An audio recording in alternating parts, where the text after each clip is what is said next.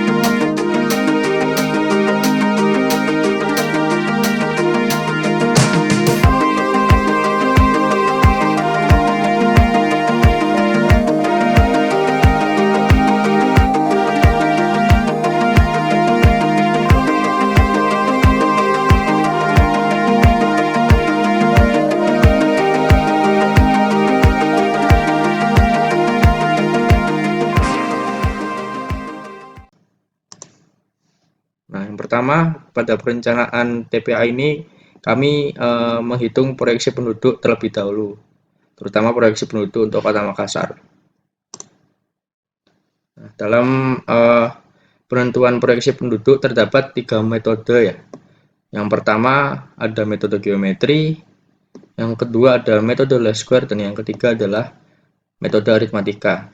Pada dasarnya tiap metode ini memiliki rumus untuk proyeksi yang berbeda-beda, dan di sini kami mencari nilai regresi yang mendekati dari 1. Pada intinya pada tiap metode ini dicari nilai regresinya. Nah, yang pertama berikut adalah data proyeksi penduduk dengan metode geometrik. Seperti yang kita ketahui bahwa tiap metode dicari nilai regresinya. Dari perhitungan menggunakan rumus didapatkan nilai regresi sebesar 0,9996 pada metode geometrik. Selanjutnya, yang kedua ada data proyeksi dari penduduk dengan metode least square. Di sini didapatkan nilai regresi sebesar 0,9998. Dan yang ketiga merupakan data proyeksi penduduk dengan metode aritmatika dan didapatkan nilai regresi sebesar 0,5945. Dari ketiga metode tadi bisa kita ketahui bahwa nilai regresi berbeda-beda ya. Untuk metode geometri nilai regresi R-nya sebesar 0,9996. Kemudian untuk metode least square nilai regresi R-nya adalah sebesar 0,9998 dan aritmatika sebesar 0,5945.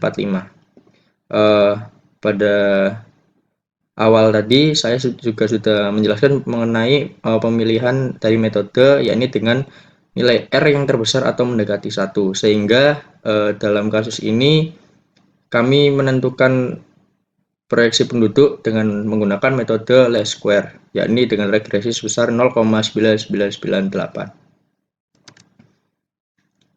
Di sini merupakan hasil dari proyeksi penduduk Kota Makassar pada tahun 2020 hingga 2030 dengan menggunakan metode least square. Dapat dilihat di tabel berikut, kami sudah lampirkan mengenai tabel atau proyeksi penduduk Kota Makassar.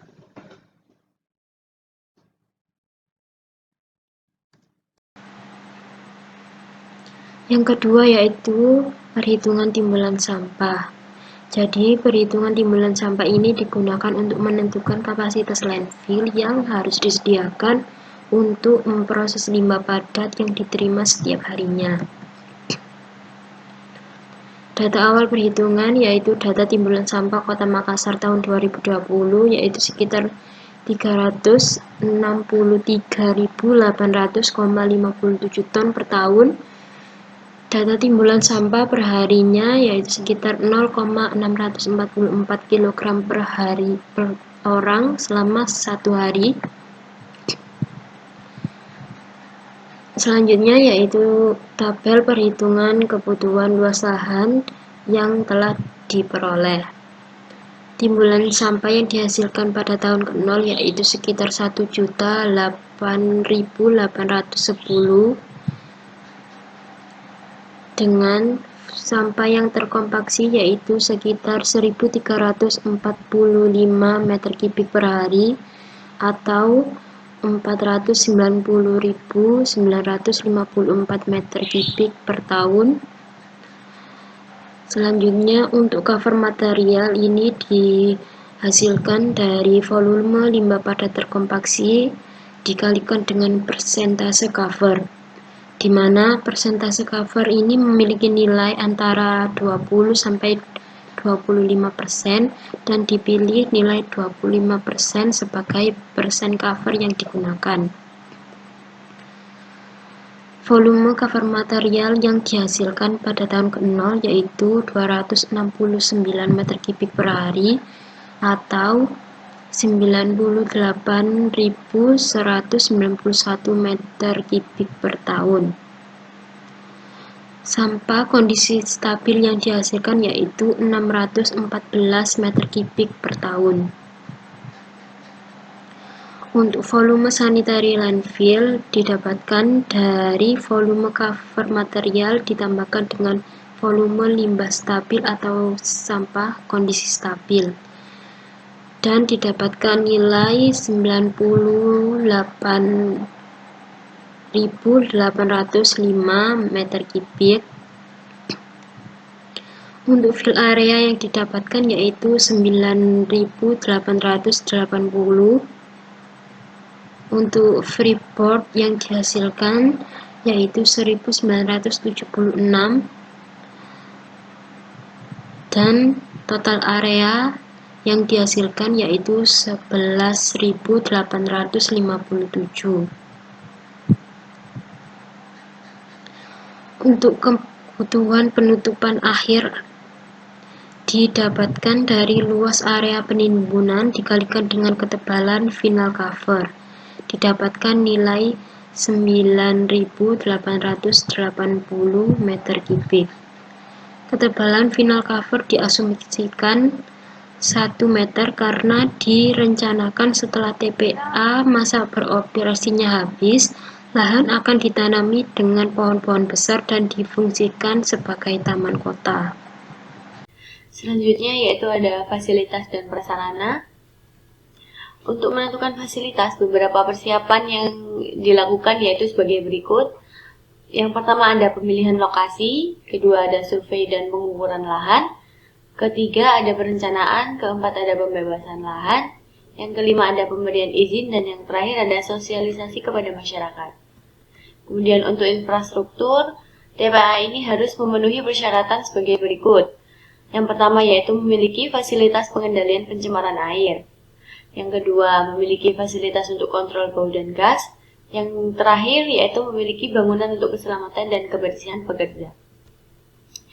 Beberapa fasilitas yang akan direncanakan pada TPA ini yaitu yang pertama ada akses jalan, seperti akses jalan menuju ke TPA, kemudian jalan operasi, dan lain-lain. Yang kedua ada bangunan penunjang, seperti lab, IPAL, jembatan timbang, kantor, toilet, dan lain-lain. Dan terakhir yaitu ada drainase. Berikut ini merupakan bangunan penunjang atau fasilitas penunjang yang kami rencanakan untuk TPA ini.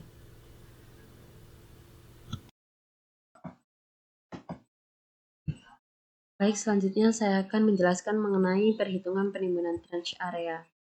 Mengapa kami menggunakan metode trench di perencanaan TPA Kota Makassar ini? Hal ini dikarenakan metode ini dipilih untuk mencegah timbunan sampah yang terlalu tinggi dan mengefisiensikan ketersediaan lahan untuk menampung volume sampah yang lebih banyak. karena sel landfill tidak sepenuhnya berada di permukaan tanah, akan tetapi juga berada di bawah permukaan tanah. Berikut merupakan detail dari rencana metode trench atau rencana zona yang akan kami aplikasikan. Terdapat 4 lift di masing-masing zona. Lalu kedalaman lift mencapai 2,5 meter, sehingga kedalaman di masing-masing zona yaitu 10 meter. Lalu pada setiap kenaikan lift atau penurunan lift akan terus terjadi penyusutan ukuran. Hal tersebut dikarenakan panjang dan lebar dari area ini itu terpakai untuk jalur transportasi dengan lebar 10 meter dan sebagai jarak alas dimensi bagian atas dengan dimensi bagian bawah kalian selebar 5 meter. Bisa dilihat bahwa lift 1 dan lift 2 berada di bawah kalian, lalu lift 3 dan lift 4 berada di atas kalian. Selanjutnya jumlah zona yang kami gunakan dalam TPA Kota Makassar ini yaitu berjumlah 9 dengan perhitungan jumlah volume sampah dibagi dengan jumlah volume per zona. Jumlah volume sampah yaitu 1.154.531 meter kubik dibagi dengan jumlah volume per zona 134.583,3 meter kubik. Selanjutnya ini merupakan tampak atas dari trench area.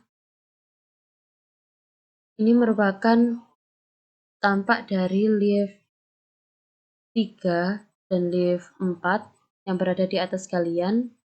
Dan lift 3 memiliki dimensi bagian bawah 135 x 135 meter dengan dimensi bagian atas 125 x 125 meter. Lalu lift 4 memiliki dimensi bagian bawah 105 x 105 meter. Oke, selanjutnya dan dalam memiliki dimensi bagian menentukan atas 95 luas x area yang 95 meter. dibutuhkan untuk TPA Kota Makassar yang direncanakan. Oke, didapatkan untuk luas atau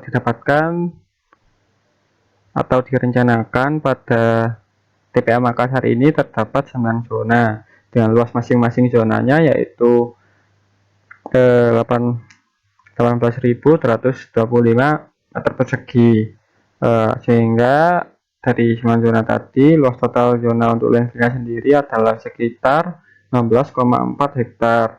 Kemudian untuk luas total TPA yang berasal dari luas lahan landfill ditambah luas lahan untuk fasilitas sebesar 4,9 hektar, maka didapatkan untuk luas total TPA-nya adalah 21 hektar.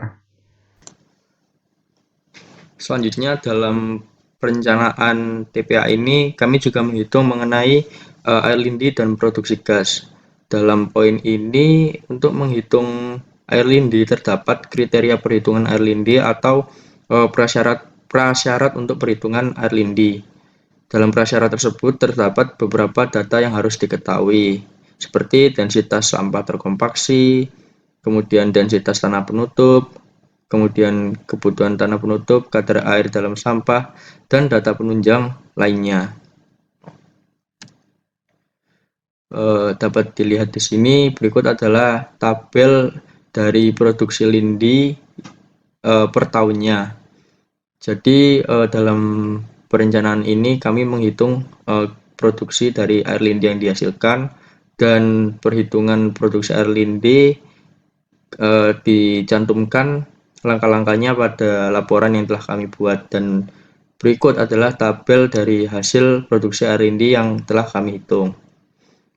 Dan dapat dilihat juga terdapat debit air lindi yang didapat dari produksi air lindi yang telah kita hitung, seperti itu. Selanjutnya berikut adalah tabel dari produksi gas yang telah kami hitung juga, dan perhitungannya juga kami cantumkan dalam laporan kami. Jadi dalam perhitungan gas ini kami menghitung volume gas yang diproduksi serta jumlah gas yang diproduksi. Dalam perhitungannya di sini dapat dilihat terdapat gas metan, gas karbon dioksida, serta gas total yang dihasilkan pada tiap tahunnya.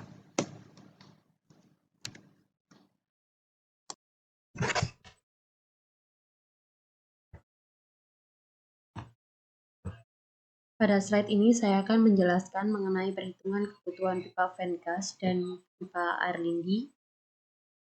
Kriteria desain yang kami acu yaitu Permen PU nomor 3 tahun 2013. Berdasarkan perhitungan yang telah kami lakukan, pipa air lindi terbagi menjadi dua, yaitu pipa sekunder dan pipa primer. Pipa sekunder yang berwarna biru pada gambar berikut, dan pipa primer yang berwarna merah. Lalu jenis pipa air lindi yang kami gunakan yaitu pipa HDPE dengan diameter pipa sekunder yaitu 125 mm dan kecepatan aliran pipa 0,788 meter per sekon yang telah memenuhi kriteria desain, dan panjang dari masing-masing pipa sekunder yaitu 60 meter dengan panjang total pipa sekunder yaitu 3120 meter. Lalu jarak antar pipa sekunder satu dengan pipa sekunder yang lain yaitu 45 meter. Dan aksesoris yang kami gunakan yaitu elbow 45 derajat sebanyak 8 buah, T5 inci sebanyak 27 buah, dan T8 inci sebanyak 2 buah. Lalu diameter pipa primer yang kami gunakan yaitu 140 mm dengan kecepatan aliran pipa 0,63 meter per sekon dan panjang total pipa primer yaitu 1523,75 meter. Dan berikut merupakan hasil dari perhitungan pipa gas. Jenis pipa yang kami gunakan yaitu HDPE dengan diameter pipa 100 mm dan panjang pipa vertikal yaitu 8 meter dengan jumlah titik pipa gas di zona landfill adalah 18 titik dengan jarak antar pipa yaitu 90 meter.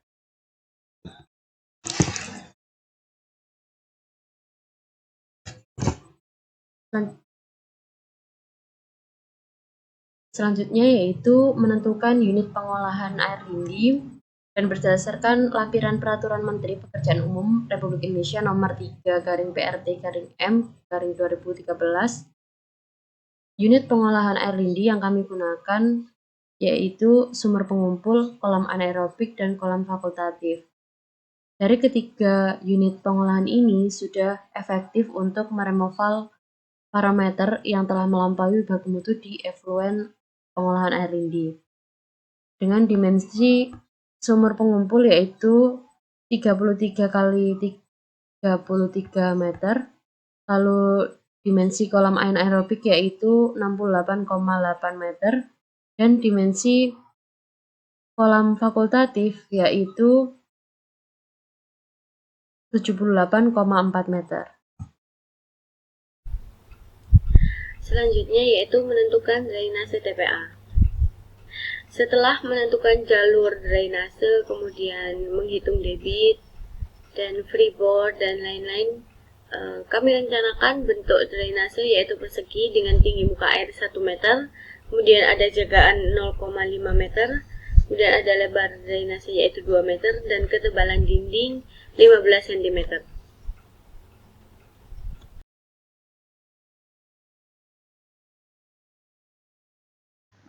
Pada tabel berikut merupakan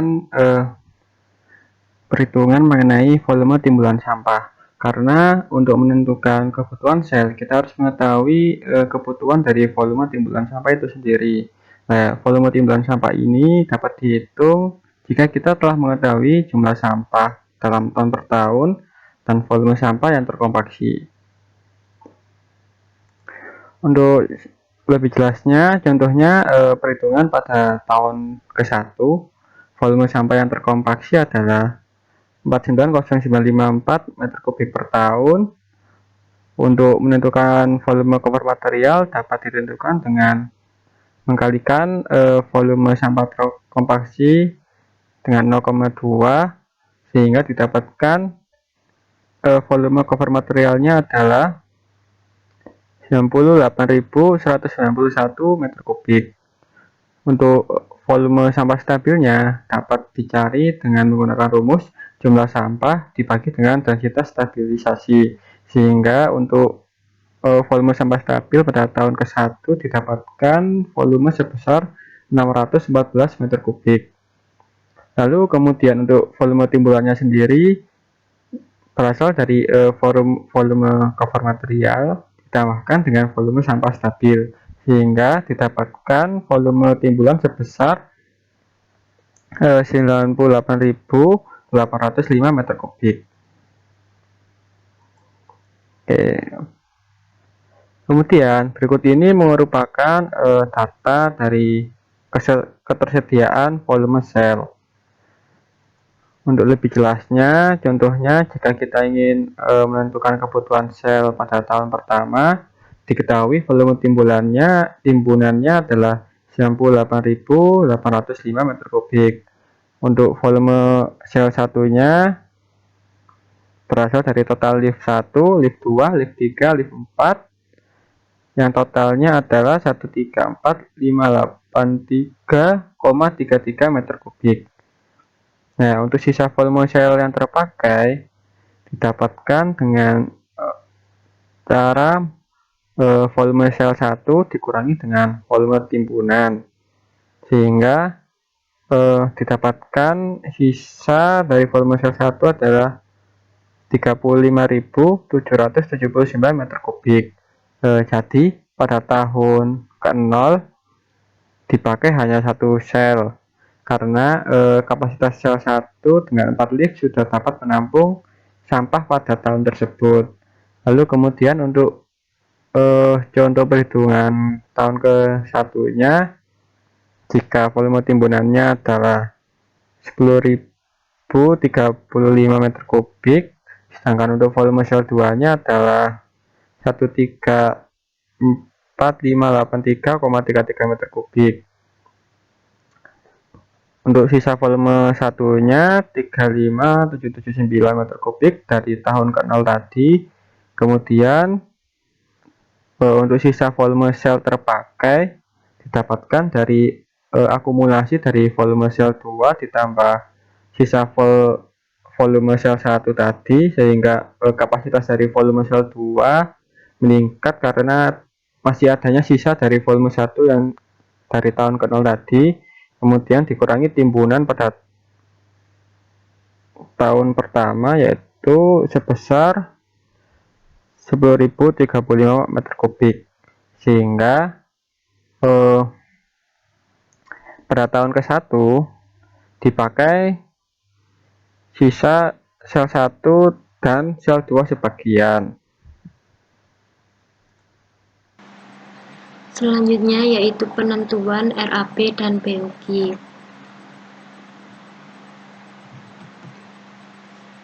Berikut adalah rincian biaya BOQ yang dibutuhkan untuk pembangunan TPA Makassar. Yang pertama yaitu pekerjaan persiapan. Jadi pekerjaan persiapan ini meliputi pembersihan lapangan, pembuatan gudang semen dan alat-alat dan sebagainya, itu membutuhkan biaya sekitar 1,9 miliar. Yang kedua, pekerjaan pembuatan landfill membutuhkan biaya sekitar 25,8 miliar. Untuk pekerjaan pipa lindi membutuhkan biaya sekitar 1,4 miliar. Dan untuk pekerjaan pipa pembangunan gas yaitu sekitar 43.844 juta. Selanjutnya untuk pekerjaan drainase membutuhkan biaya sekitar 300 juta. Untuk pekerjaan jalan akses membutuhkan biaya sekitar 684 juta. Untuk pembuatan sumur pantau membutuhkan biaya sekitar 2.680.000. Yang selanjutnya yaitu untuk pembangunan fasilitas bangunan dan non-bangunan yaitu 1,6 miliar dan 285 juta. Untuk pengadaan alat berat membutuhkan biaya sekitar 19 miliar. Untuk pembangunan ipal air lindi membutuhkan 600 juta. Rencana anggaran biaya berisi tentang perhitungan biaya yang diperlukan dalam pengembangan TPA berdasarkan BOQ yang telah dibuat. RAB ini mengikuti harga satuan pokok atau HSPK Kota Makassar pada tahun 2018 dan berdasarkan perhitungan tersebut, biaya yang dibutuhkan untuk membangun TPA Kota Makassar dengan total luas lahan 21 hektar yaitu sebesar 52 miliar.